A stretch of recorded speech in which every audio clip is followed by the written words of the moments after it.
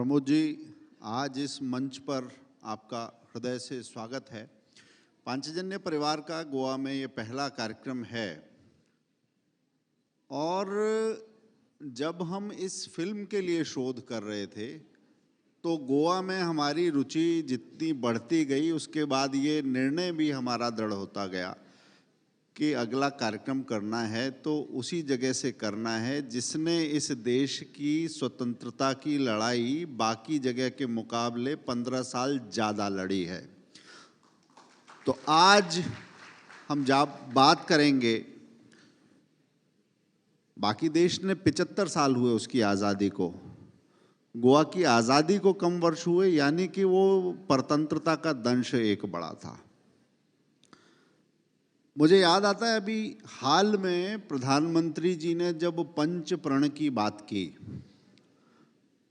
तो उस पंच प्रण में एक प्रण ये भी था कि कॉलोनियल माइंडसेट, उसका बैगेज, औपनिवेशिक दासता की मानसिकता, उससे मुक्त हुए बिना भारत आगे नहीं बढ़ सकता। और गोवा में ये प्रश्न बहुत ज़्यादा बड़ा हो जाता है। एक कुछ चीज़ों को ग्लोरीफाई करना एक बात अलग है, मगर अपने कॉलोनियल मास्टर्स को सेलिब्रेट करना ये दुनिया में कहीं नहीं दिखता। आपको क्या लगता है कि ये कॉलोनियल बैगेज वाली जो बात है कि तथ्यों के तौर पर लोगों के बीच में चीज़ें जाएं, कड़वाहट के तौर पर ना जाएं, इसके लिए क्या आप कोई पहल करेंगे? सबसे पहले मैं नमन करता हूँ उस स्वतंत्र वीरों को जिन्होंने गोवा मुक्ति संग्राम में, गोवा के स्वतंत्र सैनिक हो या देश भर से आए हुए सभी जो सत्याग्रही थे, जिन्होंने गोवा मुक्ति संग्राम में बलिदान दिया, त्याग दिया, उनको सबको मैं नमन करता हूँ। जी, आपकी बात सही है कि कंपैरिजन विद द कंट्री 75 साल आज़ादी का अमृत महोत्सव मना रहे हैं और इस अवसर पर हम हमारा 60th year of liberation, actually 61 year complete हो चुके हैं। और अभी भी कॉलोनियल माइंडसेट, अभी भी मैं ये नहीं कहूँगा कि उसको पूरा जिस तरह से मुक्ति मिलने के लिए इस माइंडसेट से आगे आना जरूरी है। और वही तो बात एक्चुअली हम कर रहे हैं कि इस माइंडसेट से भी मुक्ति मिले लोगों को, ये बात लेके हम आगे चल रहे हैं। बस हमने इतिहास की बात की, मैं अब गोवा के आज की बात करता हूँ। अतीत के दर्द से आगे बढ़ के गोवा जा रहा है। गोवा में भाजपा दोबारा सत्ता में है और यदि मैं देखूं तो मेरे जितने प्रवास हुए, गोवा के जो पूर्व मुख्यमंत्री थे मनोहर पर्रिकर जी, जैसा हमें अनुभव होता था, उनकी जो समाज में छवि थी, उसी तरह से एक सादा, विनम्र, निष्ठावान, ऐसी छवि आपकी भी है। मगर छवि के साथ सुशासन, एक छवि को ठीक रखना, शासन को भी ठीक रखना, ये अटल जी के समय पर इस देश ने पहली बार अनुभव किया था। सुशासन के लिए आपकी क्या योजनाएं हैं?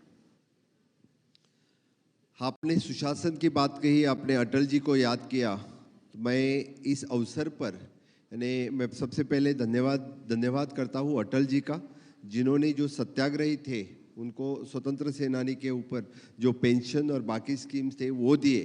और आज की जो असेंबली, जहाँ पे हमारी असेंबली चल रही है, उसका इनॉग्रेशन भी अटल जी के ही हस्ते हुआ था।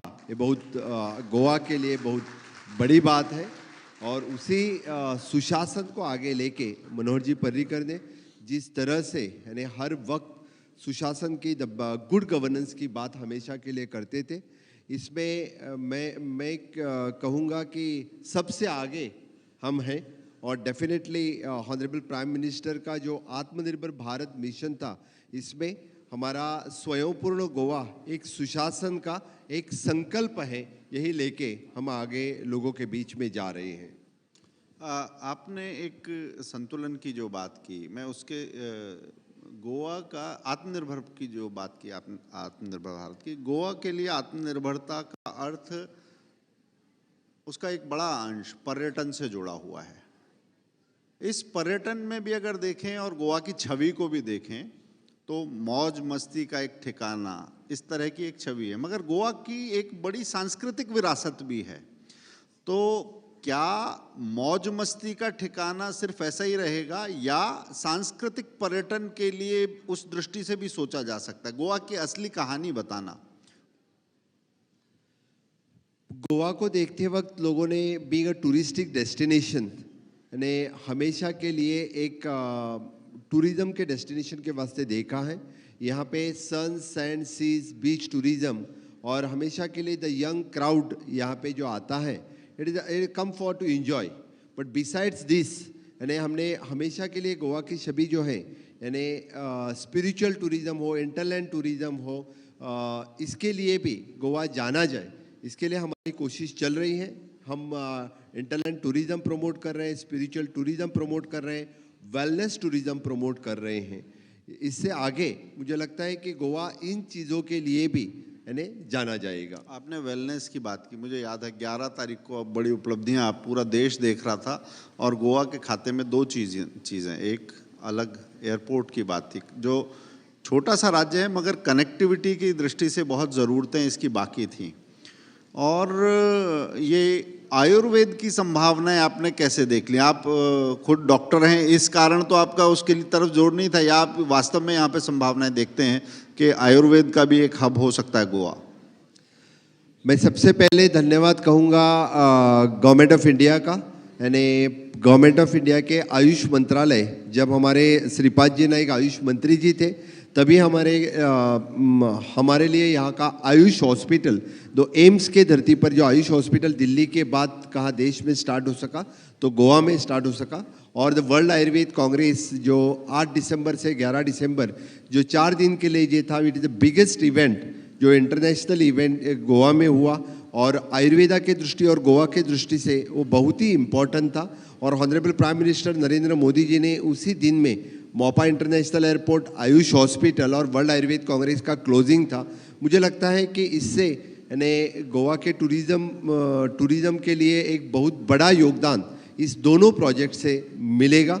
यानी एक तो Mopa international airport which is the second international airport in the state of Goa. Goa जैसे छोटे से राज्य में ये 2 एयरपोर्ट हो गए हैं। और the second thing it is Ayush hospital. विकास की बात हो गई, आपने बहुत मील के पत्थर इसमें हम कह सकते हैं कि हासिल किए हैं। मगर फिर एक ऐसा प्रश्न जो थोड़ा असहज करता है मगर गोवा के लिए बड़ा प्रश्न है। अभी सुप्रीम कोर्ट की टिप्पणी आई थी कन्वर्जन को लेकर, छल बल से किसी भी तरह से कन्वर्जन स्वीकार्य नहीं है। गोवा के संदर्भ में उस टिप्पणी को कहीं और सरसरी निगाह से देखा जा सकता है, मगर गोवा में तो वो मैग्नीफाइंग ग्लास से लेकर देखने वाली बात है, क्योंकि उसका एक अपना इतिहास भी है। आप उन टिप्पणियों को कैसे देखते हैं और आगे का रास्ता कैसा है? मैं कहूँगा कि गोवा यूनिफॉर्म सिविल कोड पहले से फॉलो करते आ रहा है। 1961 से लेके अभी तक Goa uniform civil code follow करता है, लेकिन यानी बीच बीच में यहाँ पे कुछ छोटे मोटे चीज़ इस तरह के धर्मांतरण के होते थे, मैं नहाने हो रहे थे बीच में, लेकिन हमारे गवर्नमेंट ने पूरे इस तरह की कार्रवाई बंद कर दी है। बीच में एक दो के लिए अरेस्ट भी हो चुकी है इसी कारण। और इससे आगे यानी गोवा के लोग, चाहे वो हिंदू हो, कैथलिक हो, सभी यानी यूनिफॉर्म सिविल कोड फॉलो करते हैं, भाईचारा से यहाँ पे रहते हैं। लेकिन कुछ लोग जो माइग्रेट होके यहाँ पे आए हैं, इन लोगों को यानी गरीबी के कारण हो या बाकी किसी कारण हो, धर्मांतरण के लिए कुछ लोग प्रवृत्त करते हैं। लेकिन इस तरह की कार्रवाई यानी कभी भी इससे आगे हो यानी सहन नहीं की जाएगी। प्रमोद जी, गोवा की अगर हम इकोनॉमी की बात करें तो जैसा हमने कहा कि एक पक्षीय दिखाई देती है, बहुत बड़ा हिस्सा उसका अभी टूरिज्म ही है। आने वाले सालों में भी क्या सिर्फ टूरिज्म डेस्टिनेशन रहने वाला है गोवा? क्योंकि बाकी दुनिया गोवा को कैसे देखे, और यहाँ की इकोनॉमी में और कौन से फैक्टर्स हो सकते हैं, कौन से डायमेंशंस हो सकते हैं, किन चीज़ों को जोड़ने की कल्पना आपके मन में है? एक्चुअली यहाँ के इकोनॉमी की बात कही तो सबसे पहले यहाँ पे माइनिंग जो यहाँ से आयरन ओर जो एक्सपोर्ट होता था which contributes the more for the state economy, लेकिन उसके बाद में 2012 से लेके 22 तक सुप्रीम कोर्ट के बैन से माइनिंग यहाँ का बंद हो चुका था। लेकिन अभी हमने फिर से एक बार यानी माइनिंग स्टार्ट कर चुके हैं। जो 3 चीज़ हो चुकी है अभी यानी which is an ban on the जो माइनिंग पे था वो हम ऑक्शन करके माइनिंग स्टार्ट कर रहे हैं। लीजिस ऑक्शन करना हमने स्टार्ट कर दिया है। द सेकंड जो 50% एक्सपोर्ट ड्यूटी वाली जो बात गवर्नमेंट ऑफ इंडिया ने डाली थी बिलो 58 ग्रेड ऑफ ओर वो केंद्र सरकार ने हटाने के बाद गोवा का आयरन ओर हम एक्सपोर्ट कर सकते हैं। The third thing it is an dump और रिजेक्टेड ओर, यहाँ से अभी बड़ी मात्रा से हम ऑक्शन कर सकते हैं। नाउ टूरिज्म के साथ साथ द आयरन ओर एक्सपोर्ट भी यानी गोवा के इकोनॉमी में कंट्रीब्यूट करेगा। और इसके बाद में भी हमारे जो पीपीपी बेसिस पे प्रोजेक्ट हो गए हैं which is again the Mopa international airport which will also contribute for the state revenue. Pramod ji, देश में युवा नेताओं की कतार में आप बहुत आगे खड़े हुए दिखाई देते हैं, मगर दुनिया का सबसे युवा देश, उसकी राजनीति से भी हसरतें, उसकी इच्छाएं बहुत जवान हैं। वो कई सारे बदलाव चाहता है। ट्रेडिशनल राजनीति, परंपरागत राजनीति, उनसे आपकी राजनीति कैसे अलग है? और आपका जो काम करने के तरीके में आपने कुछ अपने लिए कसौटियां बनाई होंगी, प्रतिमान बनाए होंगे। अब आपका स्टाइल ऑफ वर्किंग कैसे बाकी से अलग है, हम समझना चाहेंगे। मैंने आपको बहुत संक्षेप में बात करते हुए, सीधा इंस्ट्रक्शन देते हुए ये कुछ चीजें देखी, मगर प्रमोद सावंत के मन में क्या चलता है, गोवा की जकड़न को खत्म करने के लिए उनका आगे आने वाले समय का गेम प्लान क्या है?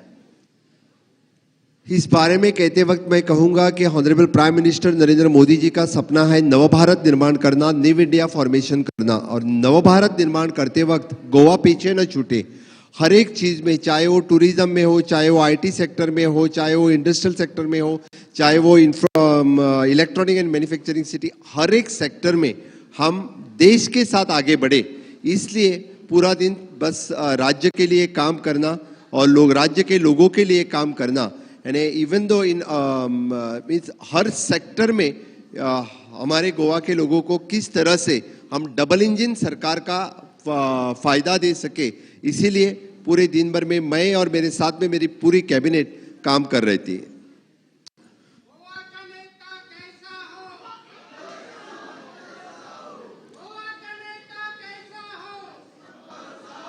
सभागार में जो आवाजें हैं वो आपकी लोकप्रियता, मैंने सड़कों पे भी देखा है, बाकी जगह ये यहाँ का माहौल बता रहा है।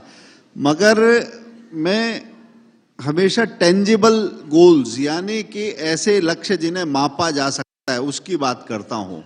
गोवा के लिए क्या आपने अपने कार्यकाल में कुछ लक्ष्य तय किए हैं, कुछ प्राथमिकताएं तय की हैं कि नहीं मुझे ये चीज ठीक करनी है, इतने समय में ठीक करनी है, इसको यहाँ से यहाँ तक लेकर जाना है? वो भौतिक लक्ष्य क्या हैं जिसे मापा जा सकता है, परखा जा सकता है और ये देखा जा सकता है कि अपने वादे की कसौटी पर प्रमोद सावंत ने जो कहा था वो करने के लिए वो प्रयत्नशील हैं या उन्होंने वो किया? जब राज्य का मूल्यमापन होता है तो सस्टेनेबल डेवलपमेंट गोल पे होता है। जब मैं 2019 में मैं जब सीएम बना तो सस्टेनेबल डेवलपमेंट गोल में हम 7 नंबर पे थे। 2021 में जब राज्य का मूल्यमापन हुआ तो हम सस्टेनेबल डेवलपमेंट गोल में 4 नंबर पे पहुंचे। यही उसकी एक्चुअल मूल्यमापन हो सकता है। डेफिनेटली इसमें मैं कहूँगा कि sustainable development goal number 6 which is in clean water and sanitation 100 out of 100 state के लिए मार्क्स मिले। That is our achievement. Sustainable development goal number 7 in the renewable energy, the 100 out of electrification and renewable energy 100 out of 100 marks मिलने वाले एक ही Goa state है। और इसी के ऊपर मैं बड़े गर्व से कहूँगा कि सस्टेनेबल डेवलपमेंट गोल में हम पहले 1-2 नंबर में पहुँचे। इसीलिए हमारी पूरी कोशिश रहेंगे।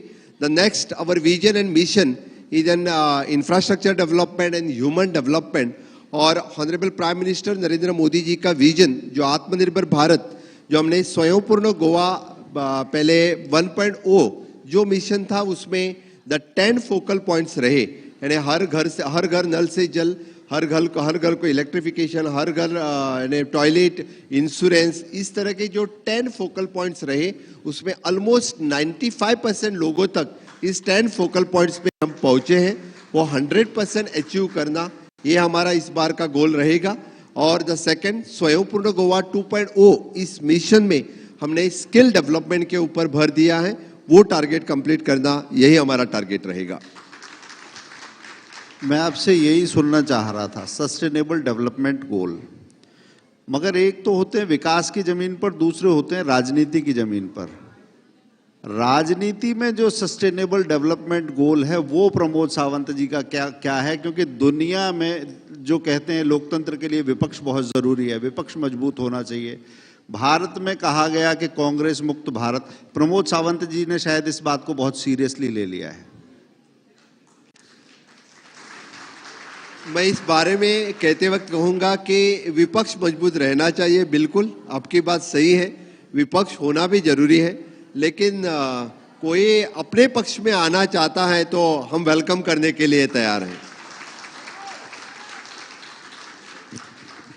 धन्यवाद प्रमोद जी। आपका समय और शेड्यूल दक्षिणी गोवा में आना, और ये एक बड़ा आपका व्यस्त समय में से आप निकाल के आए हैं, मगर आपने जितनी स्पष्टता से, और हमारे साथी वहाँ देख रहे हैं कि जितनी संक्षिप्तता के साथ आपने ये बात कही है, उससे शायद आयोजकों का समय थोड़ा आगे पीछे हुआ। उनको लगता था कि आर्टिकुलेशन के लिए आप शायद थोड़ा और आगे करेंगे, परंतु आपने जिस तरीके से स्पष्टता से बात की है, मुझे लगता है ऐसी बात करने वाले राजनेता कम ही हैं।